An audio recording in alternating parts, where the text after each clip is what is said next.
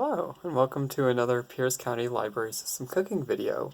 My name is Matthew. I normally work at the South Hill Library. And today I'm going to be walking you through how I like to make a pasta in a pan sauce. What I really like about pan sauce is, if you're like me, I normally get too much pasta and too little sauce. And so, if I don't want to have leftover pasta, a pan sauce is nice and easy to make because you don't need a canned sauce. You basically just need some olive oil.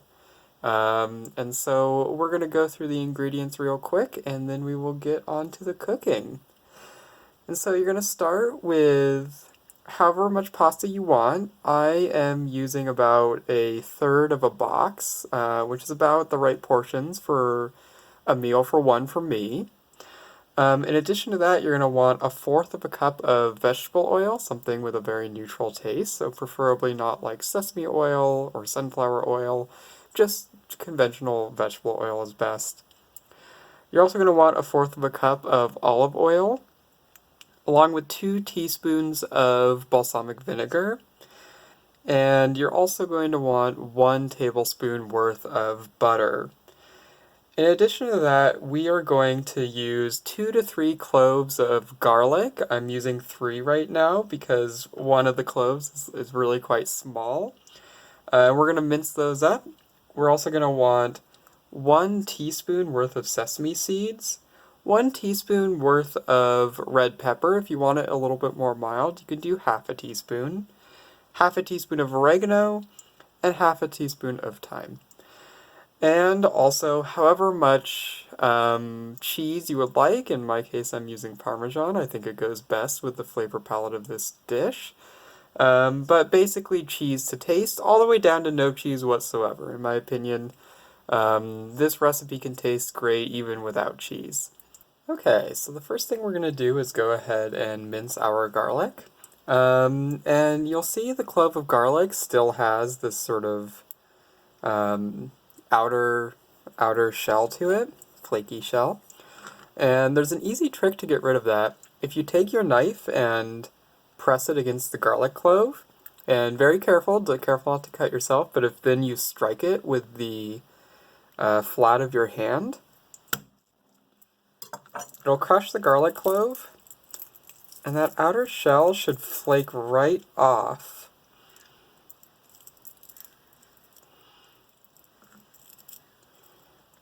And that's an easy way to remove that. And we'll cut off the very tip of the garlic and the butt of the garlic. And then we're going to go ahead and mince it to taste, basically. I'm going to mince mine fairly large because I like the garlic a little big. But if you want it finer, feel free to take it finer.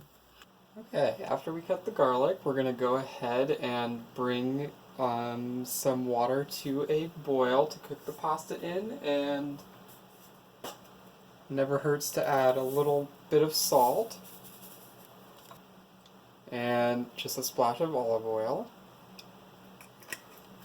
We're going to get that water boiling and get the pasta cooking. Okay, now that our water is in a nice boil, we're going to go ahead and put our pasta in. And we're just going to go ahead and boil that pasta until it is ready, and then put it in the strainer. And then don't get rid of this pot we're using, because it's the same one that we're going to make the sauce in. Okay, so I have safely put the pasta in a strainer in the sink. And so now we are going to go ahead and take our 1/4 cup worth of vegetable oil, 1/4 cup worth of olive oil, our 1 tablespoon worth of butter,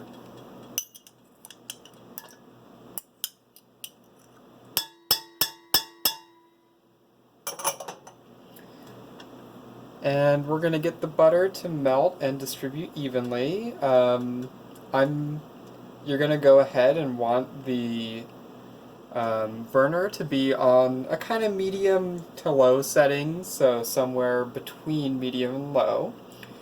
And once that butter is melted, we're going to take our chopped garlic, our 1/2 a teaspoon of oregano, our 1 teaspoon worth of sesame seeds, our 1 teaspoon of red pepper, and our half a teaspoon worth of thyme.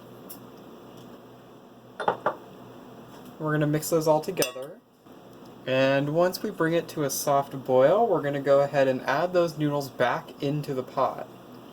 So now it's started to softly boil, so I'm going to go ahead and add the pasta in.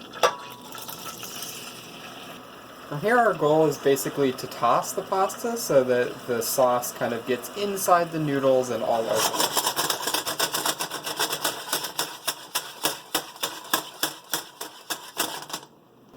And from there we're going to give it about, I would say, 1 to 2 minutes to cook in there.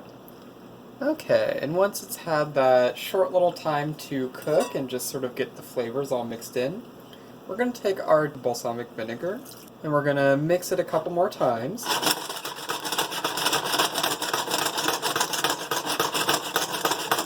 And once we feel like it's well mixed, we are going to go ahead and get it into our serving bowl. Okay, so I have gone ahead and mixed in our cheese and served the pasta, so you can see how the final product looks. Today I made about 1 serving's worth of pasta, and so there'll be quite a bit of liquid left over, but with the amount of sauce I made in this recipe, you could probably do 2 people's worth of noodles. You would just need to make some more pasta. Alternatively, since I have leftover liquid, I'll probably use a nice piece of bread at the end to sop up what's left over. And thank you very much for watching this Pierce County Library System cooking program, and I hope you have a wonderful day.